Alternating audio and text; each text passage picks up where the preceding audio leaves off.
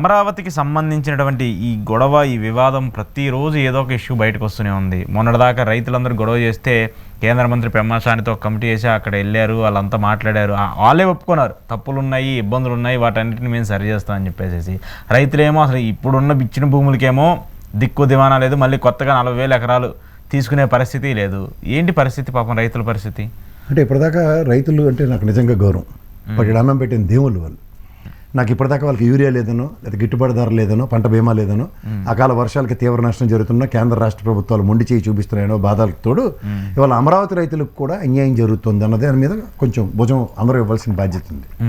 నేను చాలాసార్లు నా డిబేట్లో కూడా చెప్పాను, నాకు అమరావతి అంటే నేను వ్యతిరేకం కాదు, నా రాష్ట్ర సార్వభౌమత్వాన్ని పరిరక్షించడానికి రాజధాని అని. 34,000 ఎకరాలు త్యాగం చేసిన రైతులకి నేను 2 విషయాలు చెప్తాను.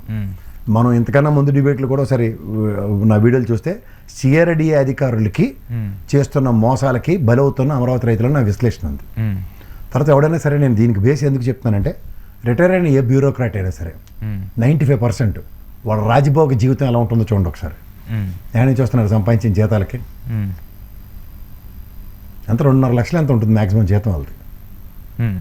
అంటే ఇక తెలిసింది కదా, ఇక ఒక బ్యూరోక్రసీలోనో పొలిటికల్ లీడర్స్ వాళ్ళ లైఫ్ ఎలా ఉందో వాళ్ళ లైఫ్ స్టైల్ చూసుకోండి. రెండోది, నాకు నా కృష్ణా కమిటీ లేదంటే కేంద్ర రాష్ట్ర ప్రభుత్వాలు మన వద్దన్న బలవంతాన్ని నిలదీసిన రాష్ట్రానికి కృష్ణా కమిటీ ఇస్తే ఈ నారాయణ సొంత పెత్తనాలతో ఏర్పాటు చేసిన అమరావతి రాజధాని వ్యాపారస్తుడు, అతను వ్యాపారమే చేస్తున్నాడు. ఇవాళ ఈ ఓ తపెలసానలోడు ఆడి పేమెంట్ రాకపోతే మిమ్మల్ని ఏదో శాత్ తీర్చడానికి ఇంటర్వ్యూ చేస్తే ఆడు ఫీల్ అయిపోతాడు కూడాను, ఇదేంటి నేను ఇంటర్వ్యూ చేయవలసి వస్తుంది ఇలాంటివని. వాస్తవాలు ఎన్నాళ్ళు దాచినా సరే నివురుగప్పిన నిప్పులాగా నిప్పు దహించేస్తుంది అతి దగ్గరలో.